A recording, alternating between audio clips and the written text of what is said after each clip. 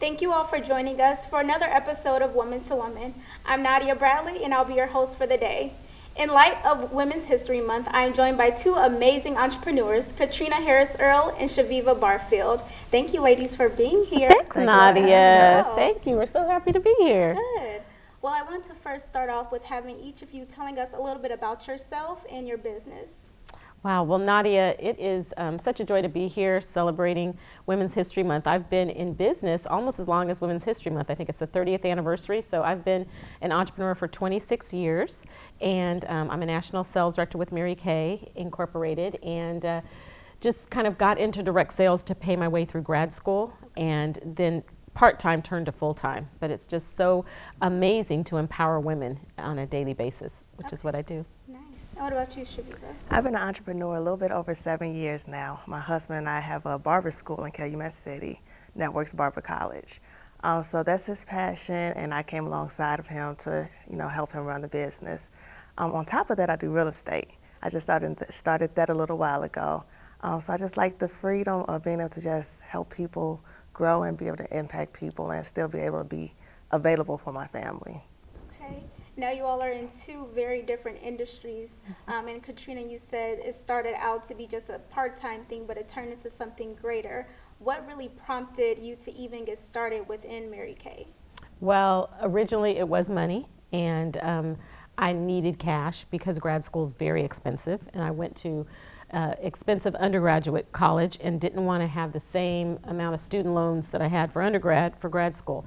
And so direct sales, I never really knew I wanted to be an entrepreneur because growing up in a traditional family where the goal is to get a good job, but I knew that I wanted freedom and flexibility and knew I wanted to be able to travel and do a lot of things that probably a job would have gotten in the way of. And so the more I worked this business on a part-time basis, and then a couple of things that took place in my former career as a nonprofit manager, the more I said, you know what, I would love to be my own boss. And there's different kinds of entrepreneurs. I've been an entrepreneur working from home, and so that really has given me amazing flexibility. And I work hard, but I work hard for myself, and it gives me the opportunity to do so many other things in my life. What about you, Shaviva? Well, for me, growing up, I saw my grandmother, even though she had a traditional job, she sold Mary Kay also. She also baked cakes, sliced them up, bagged them individually. Good cakes. Okay, Shaviva's my niece, so. And she would sell them to the church members, family members, and she didn't care whether you were her grandchild, her daughter, church member, pastor, you had to pay for those cakes. My mom, she was in real estate. She's been in real estate a little over 25 years now. So growing up, I saw my mom having that flexibility. Me and my sister, we come home from school, she's there. She's able to volunteer at school functions and, just having that flexibility, but at the same time, making money and so forth.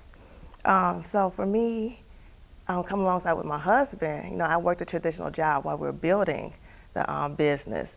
But at the same time, I wanted that flexibility for my children and for my family. So I left my job. That was a big step. So we just continued to build the business. And then I decided, hey, I'm ready to do something additional for myself. And that's how I got started in real estate. And it seems like you all are very, very busy women. So how do you manage the demands of having your own business, but also tending to your families as well? Well, it has been growth. It's been a challenge and something that I've learned. Part of the book that we wrote, The Force of Friendship, with my other girlfriends, is they have been great examples for me of how to balance work and career, because I was single, Nadia, until I was 45. And so I loved being in business and had a busy life, but not as busy as when you have. Now I have 5 grown children and 11 grandchildren. We just had another grandchild. So I love the fact that I've been able to watch my girlfriends and see how they balance. And it really is just, it's not a balance, it's a juggle. But you keep God first, your family second, and career third, and life works when you work things in that order. Nice. And what about you? For me, it's challenging, but again, once I left that traditional job, it became a lot more easier. It's still a lot of flexibility. It's still a lot of yes to this and no to this, and now that I'm independent and working for myself, I do have to make sure that I do know how to tell some people no, and sometimes even my children, my husband, no, I have to do this. This is what I'm working on right now. Yes, I'm at home, but I'm still working.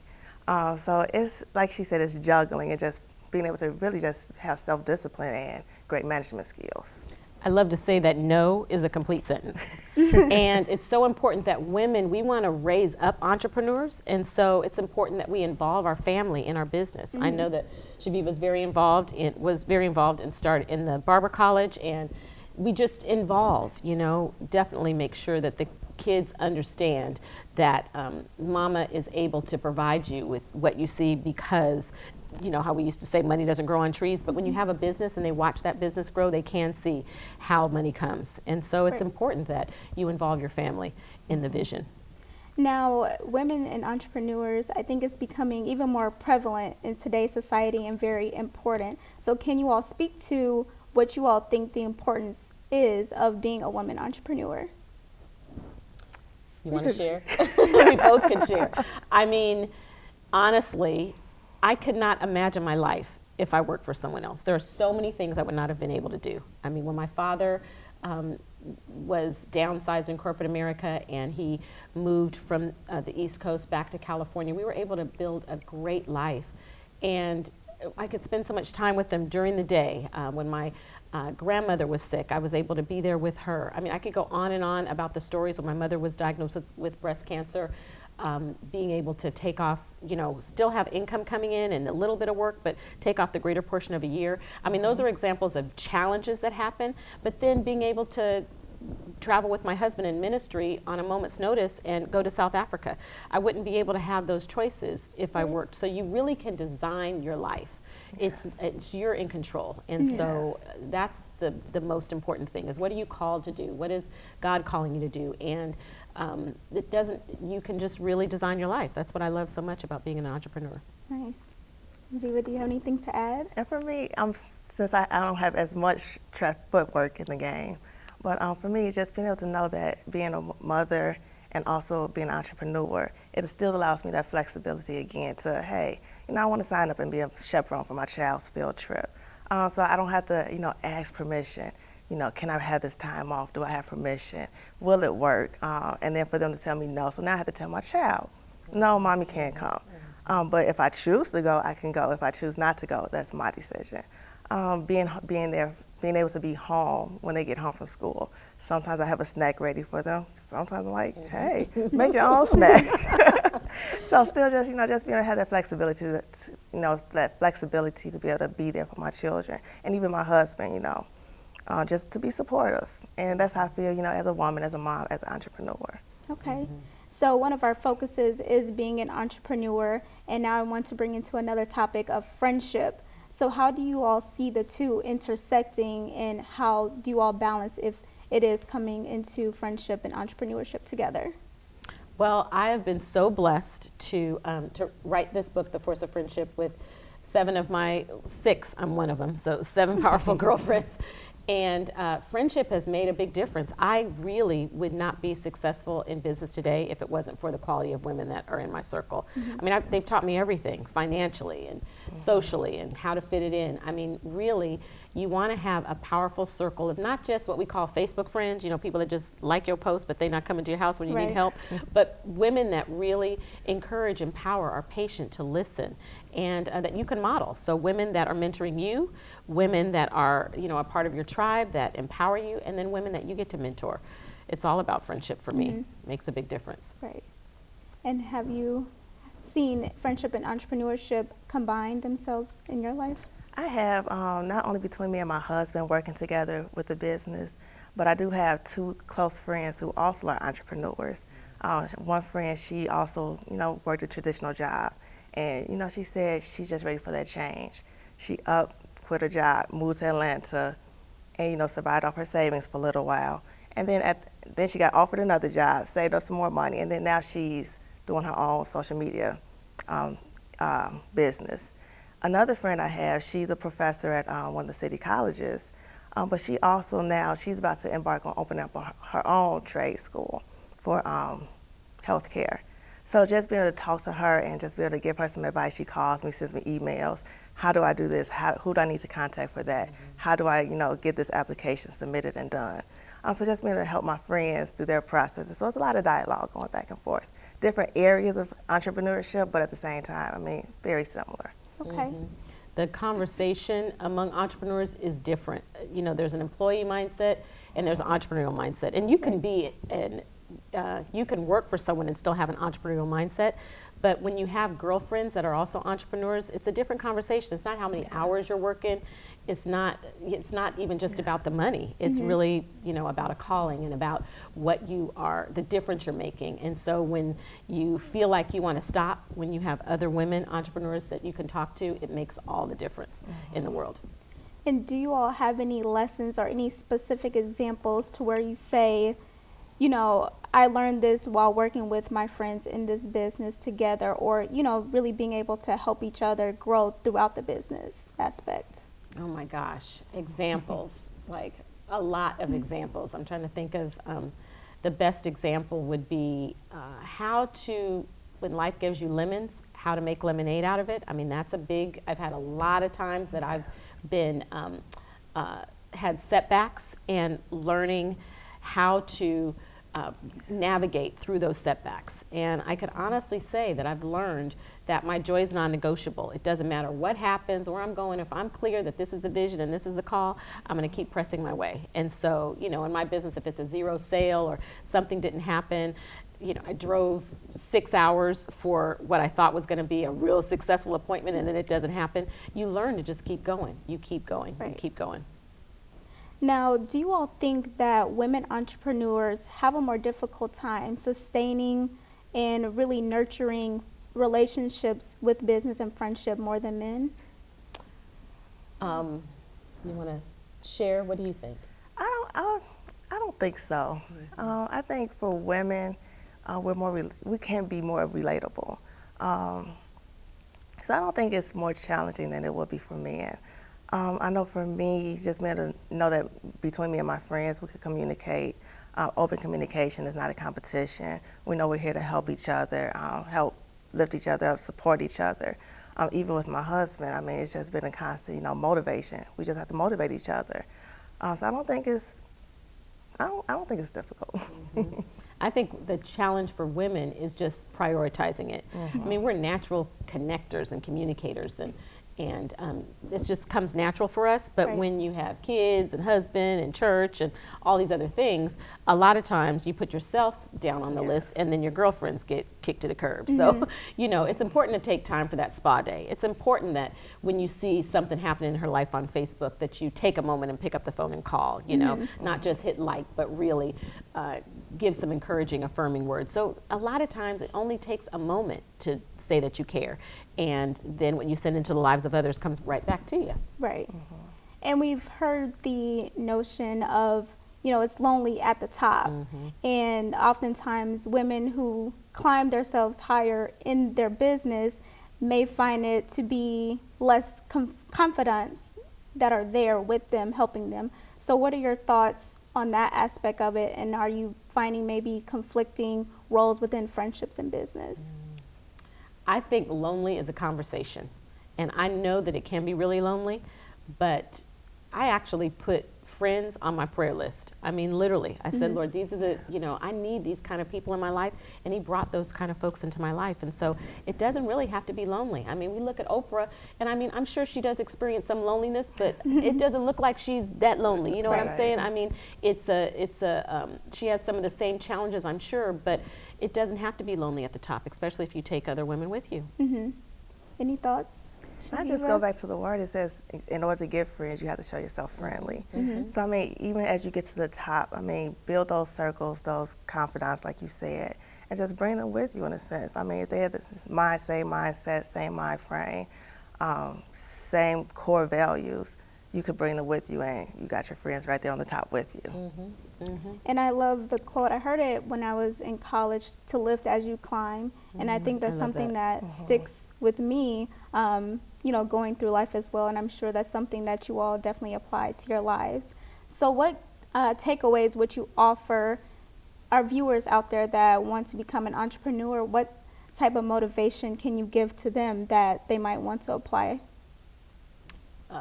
Go for it. I mean, seriously. I don't just mean that as a cliche. I mean, I always kind of joke when women say to me, you know, when should I leave my job? I say, well, you got to time it right because you can't come live with me, you know, so you got to time it right. But if you have been called to do this and you have a real passion, I promise you, I mean, my father had a tremendous amount of respect for him, but he never had his own business. So when he looked at me like I was crazy, when I told him what I wanted to do, I am so grateful that I didn't listen. You know, I took great advice from him in the areas that he was gifted, but I went and found mentors that could mentor me in what, you know, I was feeling great about. And you know that if you're really called, if it makes you cry, it makes you laugh, it just makes you feel alive, then that's really what you're called to do. And when you find work that you love to do, you never have to work another day of your life. It doesn't feel like you're working. Agreed. Right. What about you, Shaviva? I think self-discipline. A lot of people think that being an entrepreneur is easy, and that is, you know, their current traditional job is hard. They don't like their boss. They don't like their coworkers. But when you work for yourself, you realize you become your own boss. You become your own coworker. So the struggles that you have to be self-disciplined. And a lot of times you have to critique yourself. So the way your bosses could critiquing you on your traditional job, you have to do the same thing to yourself on your entrepreneurship job. So I think self-discipline and hard work. Get up early, stay up late, if you, especially if you're fitting a full-time job in there. As much energy as you're giving to somebody else, you make sure you give that much energy to your own. So what's next for each of you in your entrepreneurial endeavors? Oh my gosh, I'm excited. The sky is the limit. I mean, God is really expanding.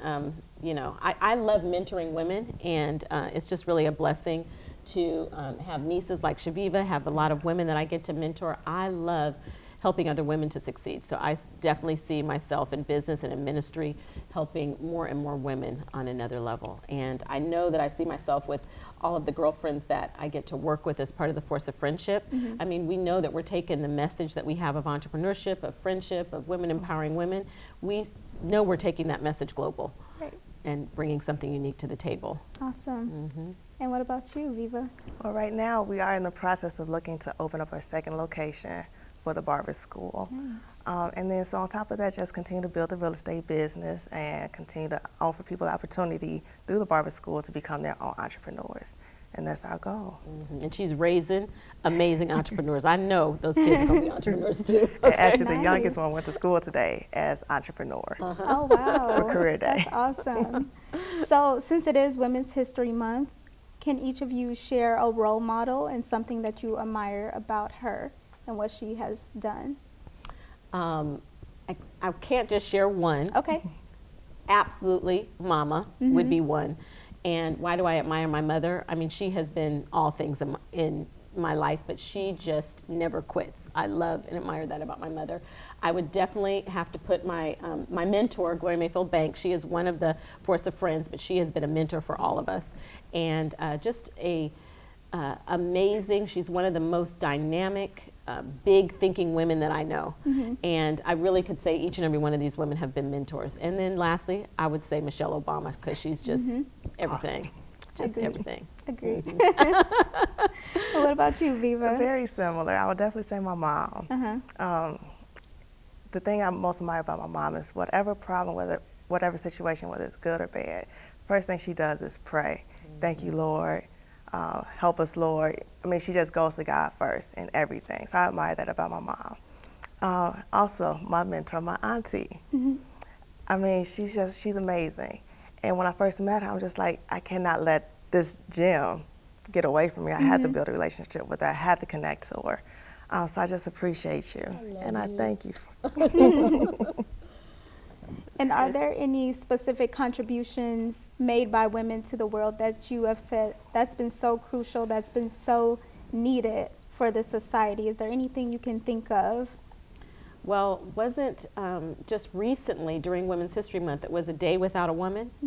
And I would say everything. I mean, seriously, if you, it was someone, was it you that said your kids, someone told me their kids couldn't go to school on that day because so many of the teachers from college, actually, it was one of my girlfriends who said so many of the teachers from college who were women and administrators didn't come to school, and so the kids couldn't go to school. I mean, literally, women have contributed everywhere. We just saw the movie Hidden Figures, Right. and there are women that we have celebrated publicly, and then just think about how many women are hidden. You know, I was watching something and they took all the books off the shelf that just had women as princesses and the books that didn't have women, and then there were just a few books left that had women in powerful positions. But we all know that women have played a massive role in, Right. you know, every area of society.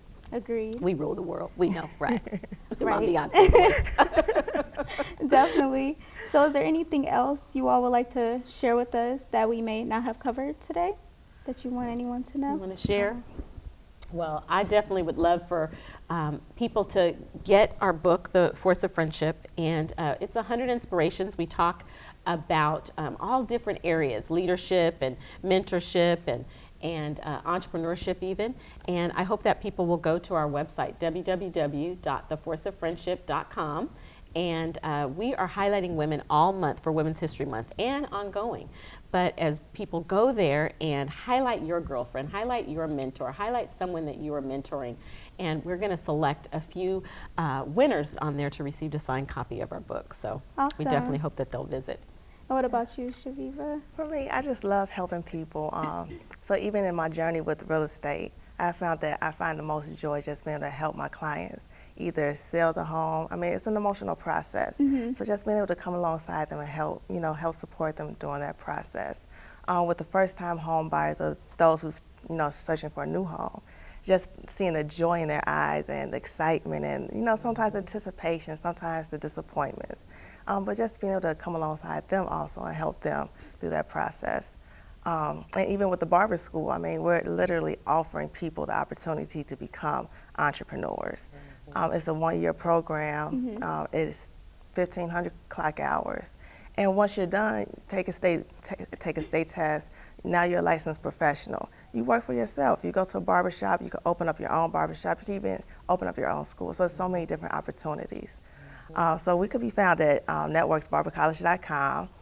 We're on Facebook, or you can find me for real estate at vivayourrealtor.com, and I'm also on Facebook at Viva Your Realtor. I love that. And I said visit the website, but the pictures will be posted, of course, on social media on our Facebook page. Did you want to share Yes. the face or the social media handles for? Force of Friends. So on Facebook, it's Force of Friendship. You can find us on Twitter.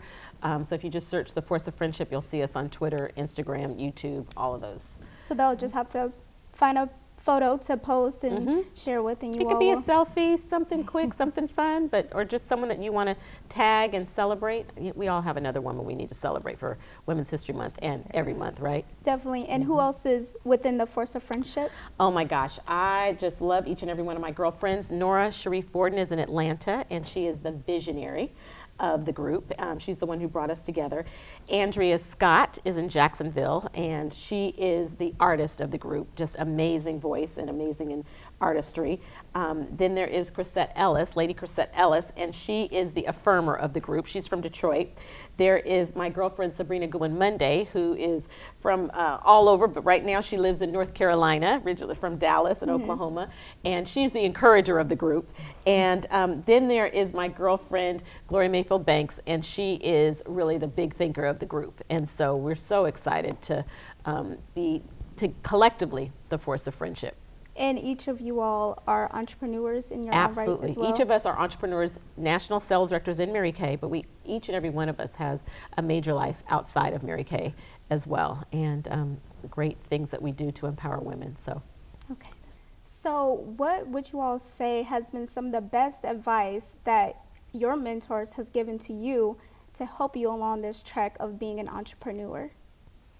best advice. Oh my gosh, it's always difficult to just say one thing, but I know I said earlier, don't quit.